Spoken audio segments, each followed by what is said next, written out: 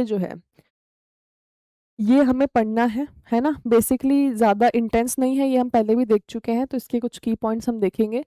Europe के लिए पहले ये एक सरप्राइज था और फिर एक शॉक था, क्योंकि डोनाल्ड ट्रंप का जो फर्स्ट टर्म था उसमें उन्होंने ग्रीनलैंड को खरीदने का इंटरेस्ट दिखाया था। ठीक है, ग्रीनलैंड अब एक आर्कटिक आइलैंड है बच्चों, ये तो आपको पता ही होगा, जो डेनमार्क के अंडर आता है।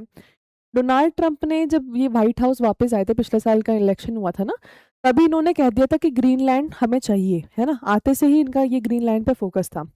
लेकिन 3 जनवरी के बाद यूएस ने वेनेजुएला पर अटैक किया। ठीक है, डोनाल्ड ट्रंप ने वेनेजुएला को लेकर टेंशन एस्केलेट कर दिए, उसके बाद फिर ग्रीनलैंड के पीछे पड़ गए। डोनाल्ड ट्रंप का रिपीटेड स्टेटमेंट यही था कि भैया हम जो है ट्रांस अटलांटिक कॉपरेशन को डिसएरे में कर देंगे, क्योंकि ये पूरा अटलांटिक ओशन की तरफ ही है ना ग्रीनलैंड, तो ट्रांस अटलांटिक ट्रीटीज जो है ये ग्रीनलैंड को प्रोटेक्ट कर रहा है, इसकी सोवेनिटी को प्रोटेक्ट कर रहा है, क्योंकि ग्रीनलैंड पूरा सेल्फ गवर्निंग है, बस ये आता डेनमार्क के अंडर है। ठीक है, ग्रीनलैंड के लोगों की इच्छा है कि डेनमार्क के अंडर आए हम। ग्रीनलैंड के लीडर का स्टेटमेंट हमने सुना ही था।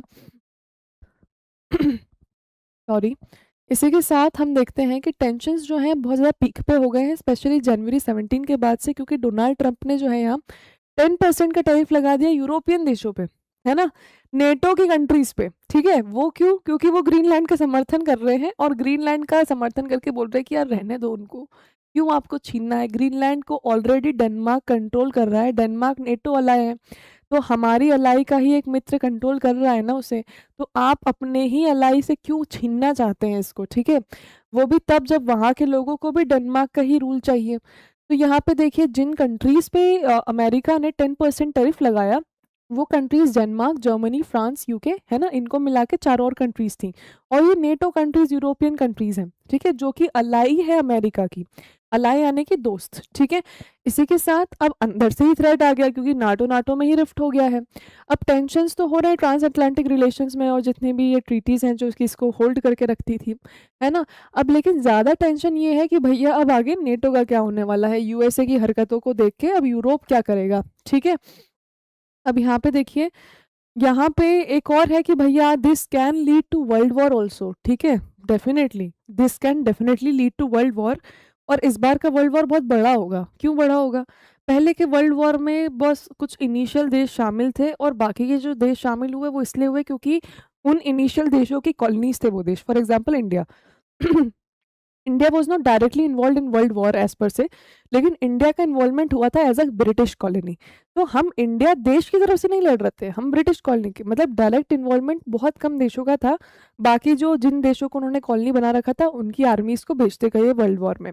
लेकिन अगर अब युद्ध हो गया ना, तो अब बहुत बड़ा घमासान युद्ध होगा, thanks to one and only Donald Trump. ठीक है, सिर्फ सारा कंट्रीब्यूशन ही डोनाल्ड ट्रंप को जाएगा। अगर वर्ल्ड वॉर 3 में कुछ भी होता है और ये दुनिया खत्म हो जाती, तो एक ही व्यक्ति है जिसको हम सबको मिलके मारना रहेगा, वो है डोनाल्ड ट्रंप। ठीक है, क्योंकि he has caused rift in everything.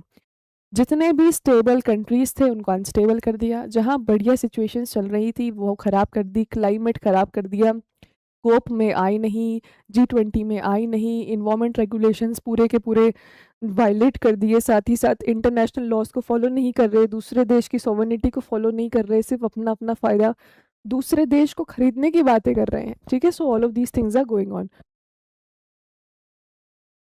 अब यहाँ पे देखो, जो हमें देखना है, the threat to Denmark sovereignty does not come from outside the alliance but from within it. समझ रहे हैं कि डेनमार्क की सोवेनिटी भी दिक्कत में है ना यहाँ पे, क्योंकि डेनमार्क अगर उसको कंट्रोल कर रहा है तो वो डेनमार्क का सोवेनिटी हो गया।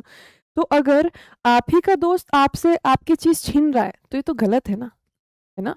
तो this is what the problem is in NATO alliance, lot of nations are supporting Denmark stand, क्योंकि डेनमार्क सही है, and some nations are supporting America, क्योंकि उनको तो करना पड़ेगा, मजबूरी है। उनको पता है अगर हम अमेरिका को सपोर्ट नहीं करेंगे तो हमें दिक्कत हो जाएगी, हमारा देश सफ़र करेगा, और हम इस सिचुएशन में है नहीं कि हम सफ़र करें। अब देखो, फ्रांस, जर्मनी, जिन देशों ने डेनमार्क को सपोर्ट किया, ये देश अभी को इतने ज़्यादा अच्छा नहीं कर रहे economically, but still they have a stand, है ना। तो अगर अब युद्ध हुआ तो आप समझ सकते हैं कि Germany again will come against USA just like previous times. ठीक है, फ्रांस अगेन अगेंस्ट में हो जाएगी, फ्रांस और जर्मनी यूनाइट हो जाएंगे अब। ठीक है, आपको ये पता है कि जर्मनी का जो पूरा फॉर्मेशन है उसमें फ्रांस का बहुत बड़ा हाथ है। ठीक है, चलो, तो वो अलग वर्ल्ड वॉर हिस्ट्री है, वो हम देखेंगे बाद में। तो यहाँ पे ग्रीनलैंड का जो लोकेशन है नॉर्थ अमेरिका और आर्कटिक के बीच में, इसके कारण क्या है, ग्रीनलैंड बहुत स्ट्रेटेजिक हो जाता है। अब ग्रीनलैंड की स्ट्रेटेजिकनेस हम पहले भी डिस्कस कर चुके हैं, मैं एक बार और बता देती हूँ। एक तो ग्रीनलैंड की लोकेशन ऐसी है कि वो अर्ली वार्निंग सिस्टम्स में हेल्प करेगा, ठीक है। अमेरिका को ऐसा है कि यार रशिया चाइना अगर मुझ पर अटैक करेंगे और ग्रीनलैंड अगर मेरे कंट्रोल में, तो ग्रीनलैंड अर्ली डिटेक्शन कर लेगा किसी भी अटैक की जो कि रशिया या चाइना से हो रहा है। तो मैं पहले से ही प्रिपेयर करके काउंटर अटैक लॉन्च कर दूंगा जो कि रशिया चाइना डिटेक्ट कर नहीं पाएंगे और मैं जीत जाऊंगा, ठीक है, पहला रीजन। दूसरा रीजन ये है कि ग्रीनलैंड के उधर ना, एक तो ग्लोबल वार्मिंग के कारण बहुत सारे आइस की मेल्टिंग हो रही है। अब आइस के मेल्ट हो जाने से क्या हो रहा है, पता पड़ रहा है कि अरे ग्रीनलैंड में इतने सारे रेयर अर्थ मिनरल वगैरह हैं यार, तो डोनाल्ड ट्रंप को उसके लिए भी इंटरेस्ट आ रहा है। वहाँ पे डिपोजिशन है बहुत ज़्यादा इंपॉर्टेंट रिसोर्सेज और मिनरल्स का। इसी के साथ तीसरा, आइस मेल्ट हो रही है तो उसके कारण बहुत सारे रास्ते खुल रहे हैं। तो ग्रीनलैंड के पास इतने सारे वेज खुल रहे हैं जो कि ट्रेड को और बढ़ा सकते हैं। अभी तक को 17% ग्लोबल ट्रेड का फैसिलिटेशन है, वो आगे जाकर और बढ़ सकता है, ठीक है। तो इन सब कारणोंवश ग्रीनलैंड के ऊपर डोनाल्ड ट्रंप की जो है एकदम काली नजरें हैं, और वो चाहता है कि ग्रीनलैंड के भी लोगों का पूरा जीवन जो है वो शांति उनके जीवन से भंग कर दे और बस अपने फायदे के लिए ग्रीनलैंड को ऑक्यूपाई कर ले, ठीक है। अब यहाँ पे देखिए, ट्यूसडे को यानी कि कल ही डोनाल्ड ट्रंप ने एक जनरेटेड इमेज शेयर की थी जिसमें वो खुद क्या कर रहे हैं, अमेरिकन फ्लैग लगा रहे हैं ग्रीनलैंड पर। तो एआई का इस्तेमाल करके डोनाल्ड ट्रंप ने एक इमेज जनरेट की where he is putting an American flag on Greenland, ठीक है। इसी के साथ यहाँ पे उस इमेज पर लिखा हुआ है ग्रीनलैंड यूएस टेरिटरी स्टैब्लिश 2026। यानी कि आप समझिए कि व्हाट यूएसए इज डूइंग, किसी और ही देश को जो कि आपके ही दोस्त का गवर्नेंस है जहाँ पर, उसको आप पहले ही अनाउंस कर दे रहे हैं कि ये तो भैया अमेरिकन टेरिटरी होने वाला है, ठीक है। इसी के साथ वेनेजुएला पे भी बोल दिया आपने। वेनेजुएला पे क्या बोला कि वेनेजुएला का तो प्रेसिडेंट हूं मैं। डोनाल्ड ट्रंप ने खुद ने ही अनाउंस कर दिया कि I am the president of Venezuela, ठीक है। तो आपको दिख रहा है, this is modern day colonization. Are you able to see ये क्या हो रहा है, ये धीरे धीरे मॉडर्न डे कॉलोनाइजेशन चल रहा है। मतलब अमेरिका जो है अब कॉलोनाइज करने लग गया है एक प्रकार से, if you see it like that, है ना। अमेरिका ने पहले वेनेजुएला की सॉवरेनिटी को हैम्पर किया, वहां का प्रेसिडेंट खुद को अनाउंस कर दिया, अब वो ग्रीनलैंड को हथियाने में लगा हुआ है। धीरे धीरे it will expand its power abuse, है ना, to other nations as well, ठीक है। चलो, तो यहाँ पे यूएस जो है वो बेसिकली अभी 2/3 नेटो मिलिट्री स्पेंडिंग करता है। तो यूएस को इसलिए डर नहीं है, यूएस बोल रहा है नेटो नेशन से कि यार तुम क्या लड़ोगे मुझसे, पूरा मिलिट्री स्पेंडिंग जो होता है उसका 2/3 तो मैं करता हूँ। यानी कि अगर 90 रुपए खर्च हो रहे हैं तो 60 रुपए तो मैं दे रहा हूँ ना, तुम लोग सारे मिलके 30 रुपए दे रहे हो, तो मैं तुमसे क्यों डरूं। इसी के साथ यूएस का कहना है कि जितनी भी मिलिट्री ट्रूप्स और इन्फेंट्री वगैरह आती है, आर्टिलरी आती है, उसमें भी मेजर कंट्रीब्यूशन तो मेरा ये 60% तक का, तो तुम लोग क्या डरा रहे हो मुझे, है ना। तो ये यूएसए का कहना है। तो यहाँ पे आगे चलते हैं। Supreme allied commander of Europe, the highest military commander in NATO is always an American general, ठीक है। सो नाटो का जो सबसे ज्यादा हाईएस्ट रैंकिंग ऑफिसर है, मिलिट्री ऑफिसर, वो हमेशा यूएस यानी कि अमेरिकन ही होता है, ठीक है। और यूएस जो है 37 मिलिट्री बेसेस यूरोप में ऑपरेट करता है, समझ रहे हैं आप। तो यूएस 37 मिलिट्री बेसेस यूरोप में ऑपरेट करता है, यानी कि यूरोप के अंदर से ही यूरोप पर अटैक कर सकता है यूएसए, ठीक है। तो अभी खतरनाक माहौल हो गया। बहुत सारे यूरोपियन देशों ने यहाँ पे प्लेज लिया है कि भैया अपना डिफेंस स्पेंडिंग अब वो बढ़ा देंगे, अब उनको उनकी नींद खुल रही है। Last year I clearly remember जब पैलेस्टाइन का इशू चल रहा था तो मैंने एक वीडियो बनाया था स्पेशली। वो वीडियो मैंने उसमें लिखा था, बोला भी था कि हाउ यूएसए, मतलब बहुत पहले की बात है, एक साल हो गया उसको, शायद हमारे डिफेंस चैनल पे होगा अभी। आई मेड दैट वीडियो और उसमें मैंने कहा था कि यूएसए दिखाता है सबको कि वो शांति चाहता है, बट एक्चुअली में उसको शांति से मतलब नहीं है। यूएसए सभी देशों में लड़ाई करवा के फिर आगे आ जाता है शांति का झंडा लेके। तो वो क्या करता है, लड़ाई भी करवा देता है, उन देशों की दुश्मनी हो जाती है, उन देशों के पैसे खर्च हो जाते हैं, और फिर आगे आ जाता है और गाय बन जाता है एकदम कि अरे अरे देखो मैं तो तुम्हारी दोस्ती करवा रहा हूँ, मैं तो तुम्हारे बीच में सीज फायर करवा रहा हूँ। एक काम करो, मैं सीज फायर करवा रहा हूँ तो तुम्हारी ज़मीन मुझे दे दो, क्योंकि अब मैं तुम्हारा लड़ाई सॉर्ट करवा रहा हूँ तो मुझे कुछ चाहिए। तो ऐसे करके यूएसए पूरा सॉल्व करवाता है और फिर वहां से भी कुछ गेन कर लेता है। मतलब आप बहुत बार देखेंगे कि यूएसए ने पहले दो नेशंस को लड़वाया, उसके बाद वहाँ शांति का प्रचार लेकर गया, और उसके बाद शांति करने के लिए कुछ ना कुछ वहां से ले लिया। या तो कोई रिसोर्सेज ले ली या कोई लैंड का टुकड़ा ले लिया या कुछ भी ओनरशिप ले ली, और उसके बाद पूरी दुनिया के सामने महान भी बन गया कि वाह देखो मैं हूँ शांति का रक्षक। ठीक है, सो ये यूएसए का पूरा प्लान है। अब धीरे धीरे सामने आ रहा है, तो अब यूरोपियन देशों को लग रहा है अरे अब तो हमें कुछ करना पड़ेगा, बट अब थोड़ा लेट हो गया है। ठीक है, अब तो ये सब यूएसए कर चुका है ना, अब तो आपके यहाँ यूएसए ने मिलिट्री बेसेस खोल लिए हैं। अब आप डिफेंस स्पेंडिंग 1-2% से बढ़ा भी लेंगे तो भी कुछ होगा नहीं अब। ठीक है, तो यहाँ पे देखिए एकदम से European nations are awakening to the fact that USA is trying to play games against its own friends. ठीक है, अब कुछ गुड ऑप्शंस अगर हम देखेंगे तो ट्रम्प जो है अभी बिल्कुल भी प्रोलॉन्ग कन्फ्रंटेशन में इंटरेस्टेड नहीं है रशिया के साथ।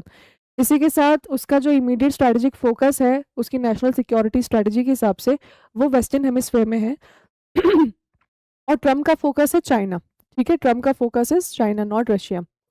इसी के साथ ट्रम्प ने कहा कि भैया वो नेटो से कमिटेड है, लेकिन वो चाहता है कि नेटो उसकी मदद करे ग्रीनलैंड लेने में। ठीक है, तो ट्रम्प ने कहा कि यार मैं तुम्हारा दोस्त हूँ, ठीक है, तो तुम मेरी मदद करो ना ग्रीनलैंड को छीनने में डेनमार्क से। ठीक है, तो ट्रम्प ये कहना चाहता है वहां पे कि तुम मुझसे बोल रहे हो कि मैं दोस्त का टेरिटरी नहीं छीनूं, अरे तुम भी तो मेरे दोस्त हो, तो एज फ्रेंड्स तुम्हें हेल्प नहीं करना चाहिए मुझे छीनने में। ठीक है, so that is what Trump is saying. तो यहाँ पे हमारा ये सब हो गया है। I hope you understood this particular issue. अब इसमें डाउट नहीं रहेगा आप लोगों को। ठीक है, ग्रीनलैंड को अगर आपको मैप में देखना है तो मैं आपको ग्रीनलैंड भी मैप में दिखा देती हूँ, वेट।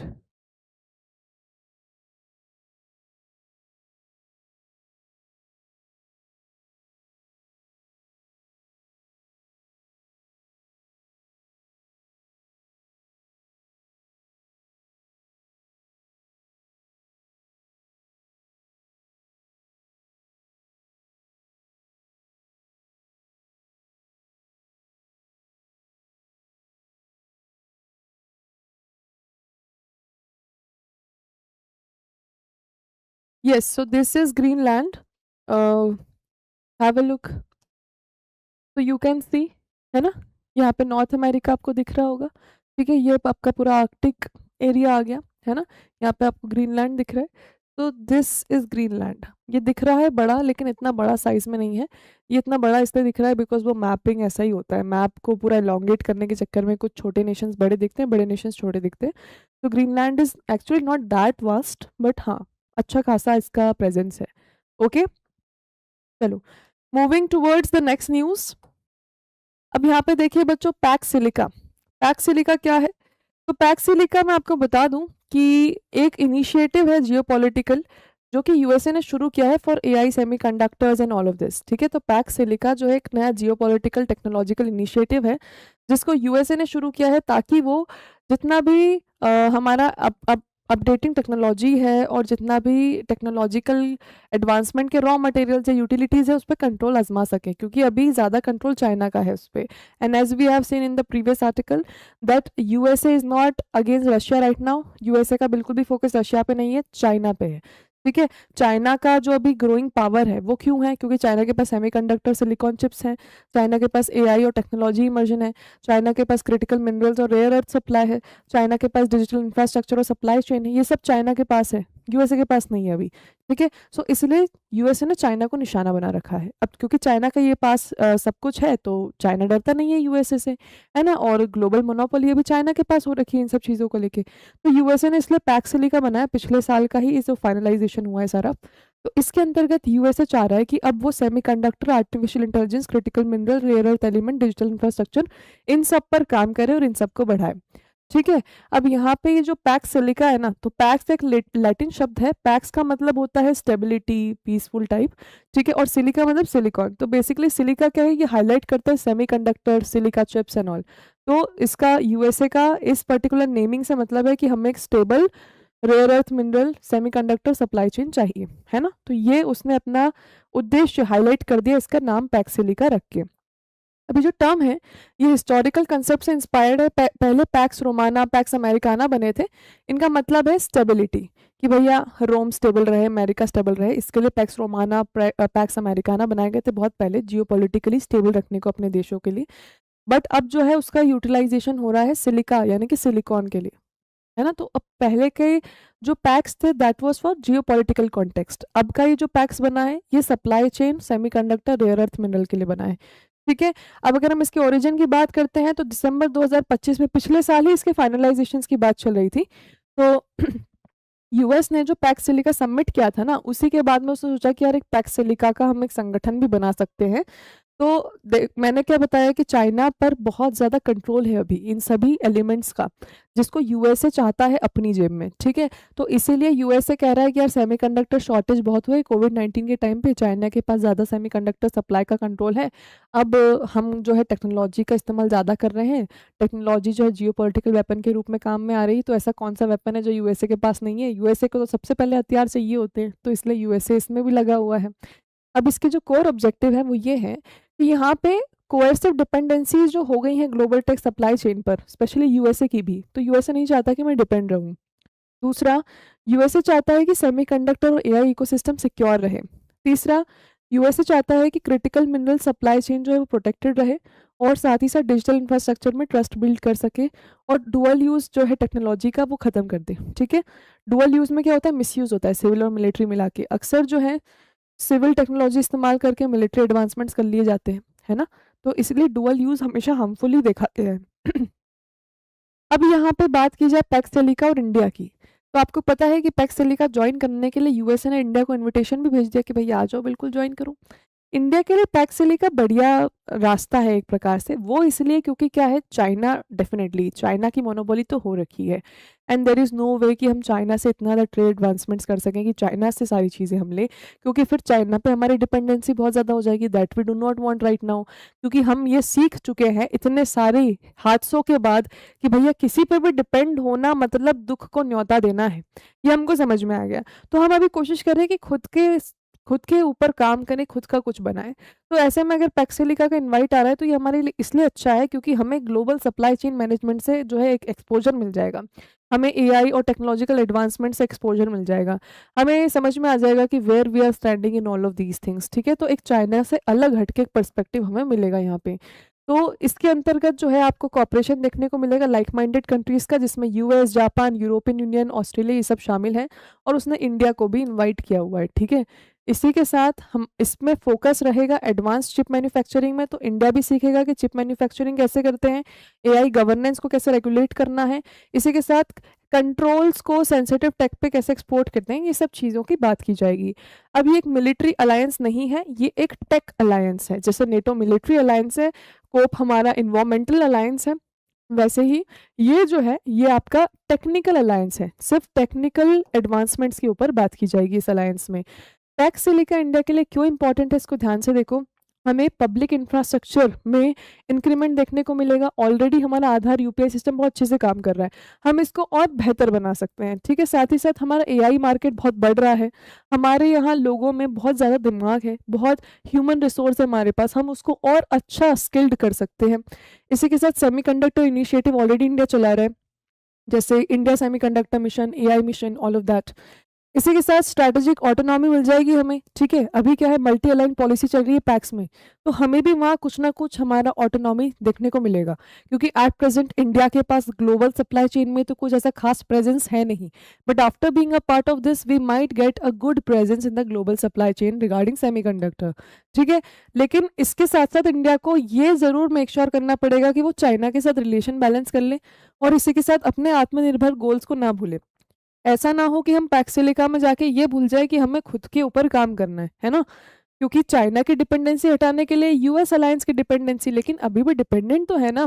तो यहाँ पे वही है कि हम ये जो सीख के आ रहे हैं उससे हमें खुद का मैन्युफैक्चरिंग शुरू करना है, हम इसीलिए जा रहे हैं, ना कि इसलिए कि हम एक और दूसरे व्यक्ति या दूसरे देश पे डिपेंड हो सके, ठीक है? इसी के साथ क्या है, हमारा टेक कॉर्पोरेशन यूएसए के साथ बढ़ेगा, बट यूएसए अभी बहुत ज़्यादा ऐसी स्थिति में चल रहा है, अपने ही लोगों पर वार कर रहा है, तो उसके लिए जियोपॉलिटिकल टेंशंस बहुत बढ़ रहे हैं, and that is one more concern for us before joining this Pax Silica, ठीक है बच्चों?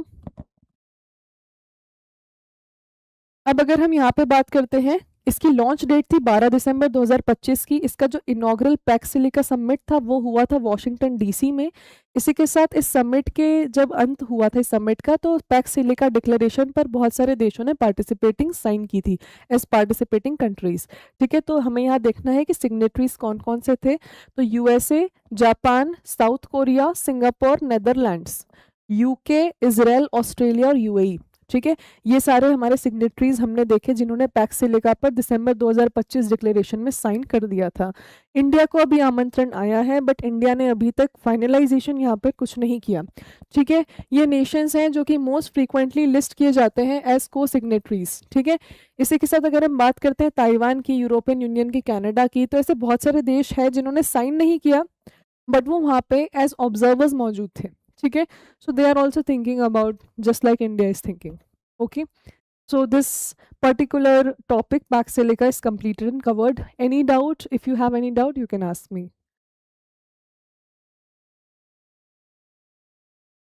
चलो, एक बच्चा है आयुष त्रिपाठी, वो पूछ रहा है मैम क्या अमेरिका चाइना पे अटैक कर सकता है? बेटा डायरेक्ट अटैक हो जाएगा so it will be problematic. So अभी तो एट प्रेजेंट प्रेजेंट सिनेरियोज में आयुष नहीं कर सकता। चलिए, गोविंद क्या बोल रहे हैं, मैम अमेरिका ने फ्रांस पर 200% टैरिफ लगा दिया मैम, और अभी यूएन उनके प्राइवेट मैसेज भी लीक किए, किसी कंट्री को ऐसा करना चाहिए? अच्छा। चलिए मैम, इंडिया में भी तो रेयर अर्थ मिनरल हैं, बट यहाँ पर एनवायरनमेंट पर ज़्यादा ध्यान देने के कारण इधर माइनिंग नहीं कर पा रहे हैं। हाँ बेटा, तो मैं कल यही तो बता रही थी, yesterday I was saying the same thing कि देखो होता क्या है, इन्वायरमेंटल कंसर्न ज़रूरी है लेकिन डेवलपमेंट भी ज़रूरी है। अगर हम चाहते हैं, है ना, हम दोनों चीज़ें नहीं कर सकते। अभी क्या हो रहा है ना इंडिया में, इंडिया बटी हुई है दो हिस्सों में। ठीक है, एक जो बोल रहे हैं कि डेवलपमेंट चाहिए, डेवलपमेंट नहीं हो रहा, रेयर अर्थ मिनरल नहीं है, टेक्नोलॉजी नहीं है, ये नहीं है, वो नहीं है। अब ये सब करने के लिए चाहिए कि हम माइनिंग करें, ये सब करने के लिए चाहिए कि हम पोर्ट्स डेवलप करें, ये सब करने के लिए चाहिए कि जो हमारा आइलैंड्स हैं उन पर हम स्ट्रैटेजिक मिलिट्री बेस बनाएं, जो कि अंडमान पे हमारी प्लानिंग है।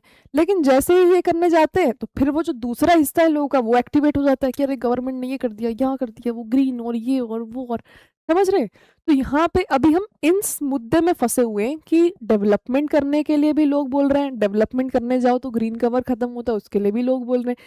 तो मतलब the present Indian government is surrounded by only criticism। सिर्फ क्रिटिसिज्म ही क्रिटिसिज्म है, कुछ करो तो क्रिटिसिज्म, कुछ नहीं करो तो क्रिटिसिज्म। इंडिया की जो डाइवर्सिटी है वो इंडिया के ही खिलाफ काम करती है बहुत बार। लोग पूछते हैं कि चाइना इतनी जल्दी कैसे एक्सेल कर गया, इंडिया के साथ ही तो आज़ाद हुआ था। इसीलिए कि चाइना में ज़्यादा डाइवर्सिटी नहीं है, चाइना में लोगों को इतनी आज़ादी नहीं है कि वो खुल के अपने ओपिनियंस बोल पाए और इतना कुछ प्रेशर कर पाए सिस्टम को। तो चाइना की जो सरकार है वो चाइना को अपने हिसाब से चलाती है, पीपल जस्ट फॉलो। ठीक है, उस कारण जो भी इंटरनल क्लैशेस होते हैं लोगों में कि ये है वो है, ऐसे कर दिया, पुरानी चीज़ को बदल दिया, नई चीज़ ले आए, डेवलपमेंट नहीं, वो सब कुछ नहीं होता है वहाँ पे।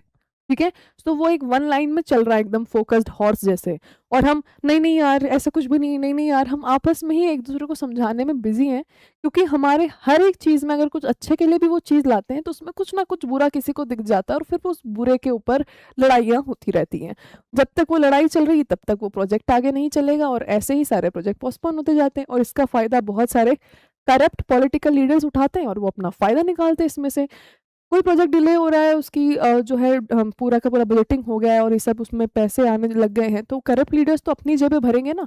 बहुत सारे लोगों को मतलब थोड़ी है, उनको मतलब है खुद से। बहुत कम लोग हैं जो चाहते हैं कि भारत देश का उद्धार हो। ठीक है, सो यहाँ पे वही है, अपॉर्चुनिस्ट जीत जाते हैं हमेशा हमारे लोगों की आपस की लड़ाइयों में। तो इंडिया नहीं बढ़ पाएगा जब तक इंडिया यूनाइट ना हो जाए, जब तक इंडिया को समझ में ना आए कि भैया अंडमान निकोबार पे पोर्ट बनाना ज़रूरी है, जब तक इंडिया को समझ में ना आए कि भैया सप्लाई चेन मैनेजमेंट सही करने के लिए माइनिंग ज़रूरी है। ठीक है, अब यहाँ पे दिक्कत क्या होती है ना, दिक्कत ये होती है कि जो बचे हुए जो प्रोटेस्ट कर रहे हैं उनको डेवलपमेंट से दिक्कत नहीं है, उनको दिक्कत ये है कि वो जानते हैं कि जब इसकी लीजिंग होगी, मैंने कल भी यही बताया था, वो जानते हैं कि जब पोर्ट बनाने की लीजिंग होगी, वो जानते हैं जब माइनिंग की लीजिंग होगी तो इसमें बहुत इलीगल काम किए जाएंगे, इसमें ग्रीन कवर को जितना ख़त्म करना है उससे ज़्यादा ख़त्म किया जाएगा। इसमें इलीगल तरीके से ऐसी माइनिंग की जाएगी कि जो लोग हैं, जो वर्कर्स हैं, उनका भी नुकसान हो रहा है, जो इन्वायरमेंटल डिग्रेडेशन है वो भी हो रहा है, और जो गवर्नमेंट ने रिस्टोरेशन का वादा किया था वो भी नहीं हो रहा है। तो इसीलिए लोग प्रोटेस्ट भी करते हैं। तो यहाँ पे ब्लेम गेम का कोई मतलब नहीं है। Everybody will tell you something which will make it sound authentic, ठीक है।